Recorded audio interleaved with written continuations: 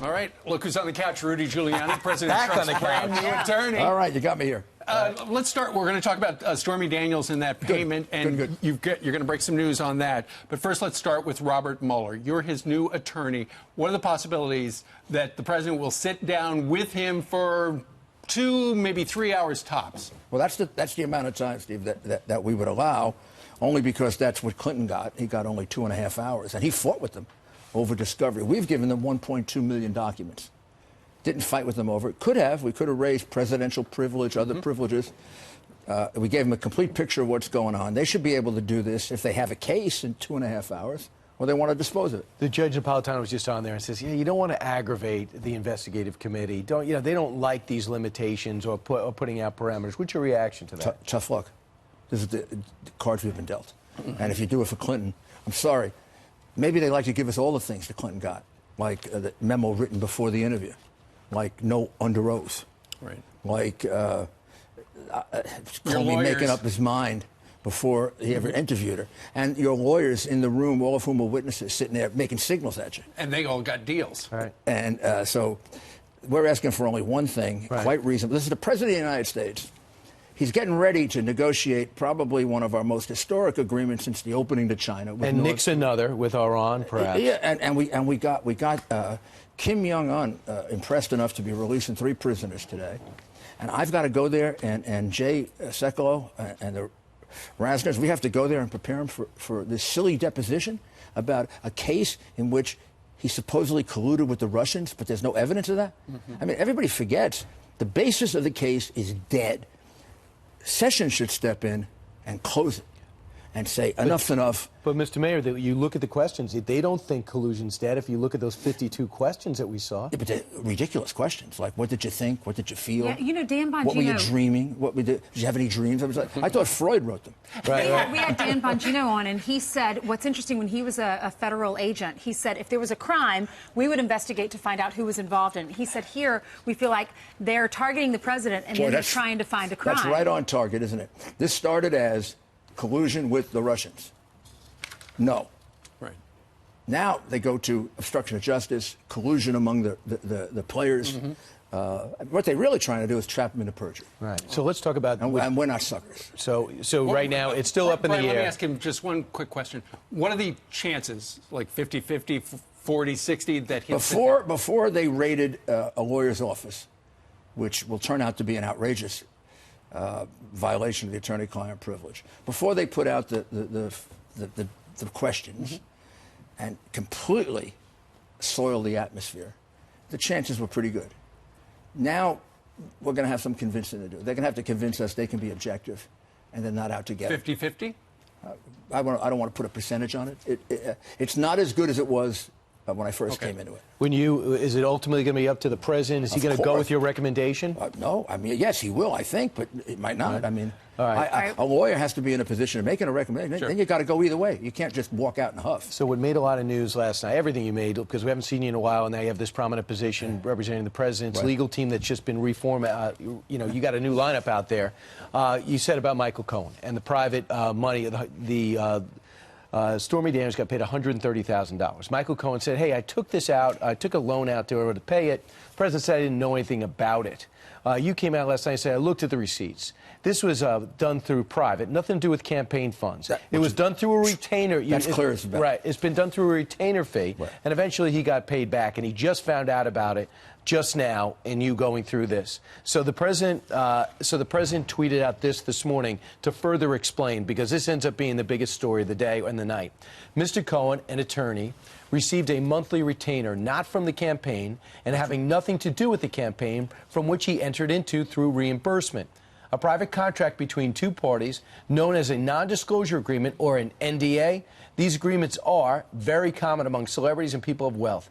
In this case, it is in full force and effect and will be used in arbitration for damages against Miss Clifford, who's Stormy Daniels. Right. The agreement was used to stop the false extortionist accusations made by her about an affair, despite already having signed a detailed letter admitting that there was no affair. Prior to its violation by Miss Clifford and her attorney, this was a private agreement. Money from the campaign or campaign contributions played no role in this transaction. I don't think there's any contradiction to that. That's what I said last night. People were indeed surprised, which is why I think this is a tweet that's very valuable, because the president indicates he understood it. He didn't know the details of this until we knew the details of it, which is a couple weeks ago. Maybe not even maybe 10 days ago. Remember when this came up? October 2016. I was with him day in and day out then. I can't remember the details of what happened. And this was, I know 135,000, I don't want to, demean anyone, but 135,000 seems like a lot of money. It's not when you're putting $100 million into your campaign. It isn't pocket change, but it's pretty close to it at the end. Last night when you were on with Sean, we were all watching the interview, and I feel sorry for Melania and all of this. It's humiliating. It's embarrassing. No, I don't know if we'll ever really know what happened there, if it's any of our business, to be honest with you. Maybe it is, since he's the president. But something that did stand out to me, I remember when Michael Cohen was interviewed about it, and it seemed like he was saying that he was never reimbursed that $130,000, and now it sounds like the story's changing. Well, he was definitely reimbursed. There's no doubt about it. So why did he say he wasn't? Maybe. First of all, if we had to defend this as not being a campaign contribution, I think we could do that. This was for personal reasons. This was the president had been hurt personally, not politically, personally so much, and the first lady, by some of the false allegations. That one more false allegation, 6 years old. I think he was trying to help the family, and for that, the man is being treated like some kind of villain, and I think he was just being a good lawyer. And a good man. So there were no campaign violations because it was out of Donald Trump's pocket. That makes it nice and clear. But it wasn't for the campaign. Right. It was to save their not their marriage as much as their reputation. So let's go into that. Why was the $130,000 payment given to Stephanie Clifford? That's what they negotiated. But why did the campaign, or why did the attorney pay her the money? What was she alleging? Well, she was alleging, although there's the contrary letter that she signed, that it never happened, that there was a one-time affair. And I think when Cohen heard 130,000, he said, "My God, this is cheap. They come cheap. Let me get the thing signed up and signed off." So in other words, to make it go away rather than fight this allegation. Well, that you said, don't you think a lot of these people would pay that when they can? I mean, I can't disclose. I represented clients who paid substantially more than that. Does this happen a lot, like he said in that tweet? When you're wealthy, yeah. Well, first of all, if you're wealthy, you're a target. If you're wealthy, you're a target. I mean, we had a case, very famous person. This woman was a professional. You could do a movie about it. She was a professional that would hit on rich guys, older ones, and then shake them down for a couple $1 million. Right. So you're saying that Stephanie Clifford made these allegations, told Donald Trump's lawyer, "Look, I'm going to go public," and denied them. And then said it wasn't true. However, imagine if that came out on October 15th, 2016, in the middle of the last debate with Hillary Clinton. So to make it go away, they made this Cohen payment. didn't even ask. Cohen made it go away. He did his job. Right. So I got to bring Michael Avenatti, who represents Stormy Daniels, he wants to get a TV show or something. Yeah, he wants to get a TV show. He watched your interview last night. He said this. The TV show he could get is, ambulance chase. He evidently asked MSNBC for one, and they laughed.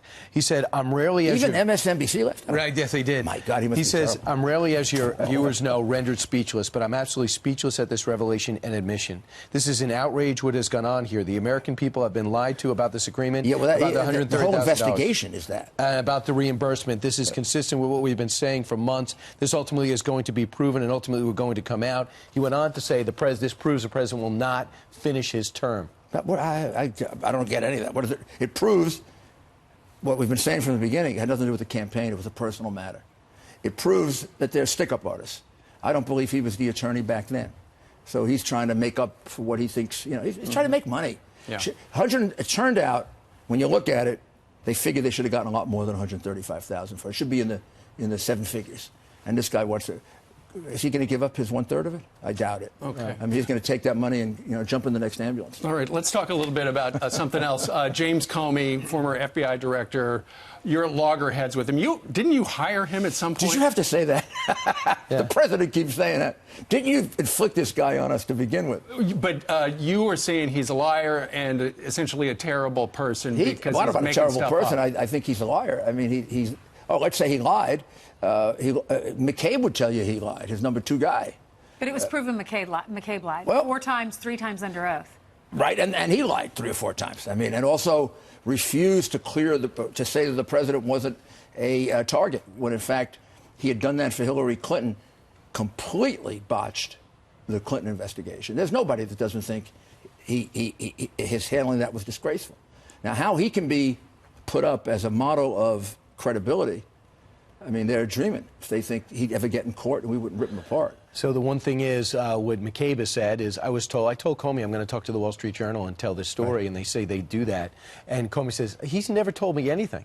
So McCabe and Comey are at loggerheads now. That's what this is. So I'm going to bet on that one McCabe's telling the truth. Why wouldn't he go to his boss, who's the leaker-in-chief? Right. Right? Another disgrace. Illegal, by the way. I contend the only crimes committed so far in this investigation are the ones they committed, the government committed. Right. Comey leaked in order to get a special prosecutor. Why wouldn't McCabe go to him and say, what did the president can I do what you did, boss? Can I leak too, illegally and unethically? What did the president say to you after your appearance last night? The president was quite pleased that we're making progress. We're moving along. Much more aggressive than had been. Yeah, well, it's not going to get any less aggressive. Why did you decide to join the team? Because I believe he's one of the best presidents we've ever had. I think we wouldn't be sitting here talking about North Korea, maybe a peaceful resolution without Donald Trump. I think these miserable people who oppose him do not want to give him credit. And I wish they'd just give him credit as Americans. I don't care if they're liberal or conservative. All right. Rudy, thank you very much. Thank you, Steve. It's great to see you again. Anyway, on a personal note, we miss seeing you on the couch.